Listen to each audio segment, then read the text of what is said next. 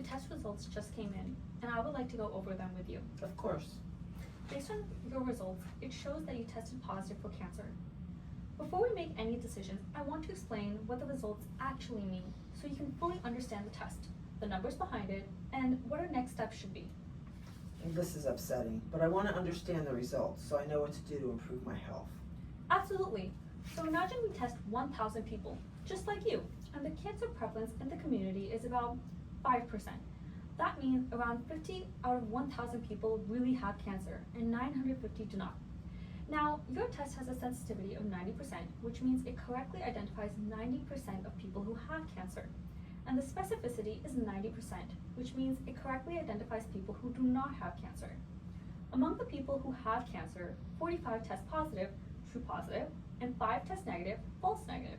Additionally, among the 950 people who do not have cancer, 855 test negative, true negatives, and 95 test positive, false positives. Does that make sense?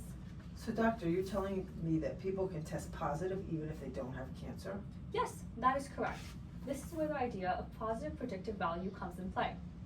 PPV tells us if your test is positive, what's the chance you truly have cancer? With these numbers, PPV equals 45 true positives divided by 140 total positives, which is about 32%. So in this situation, a positive test like yours means there's about a 32% chance you truly have cancer, not 100%. Wait, so there's a chance I don't actually have it? Correct, because cancer is relatively uncommon in this example, with a 5% prevalence. False positives make up a large portion of positive results. Out of 140 people who have tested positive, only 45 really have cancer and 95 do not. That makes sense. What about negative tests? That's where negative predictive value comes in play.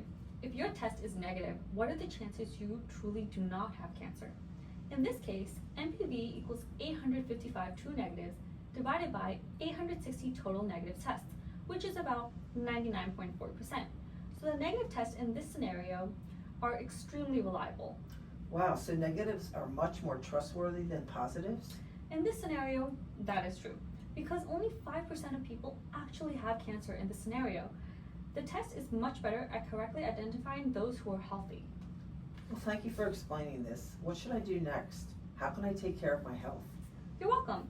What we'll do now is repeat the test to confirm what we're seeing, and we'll continue to monitor how you're feeling. Staying consistent with your appointments will help us keep a clear picture of your overall health.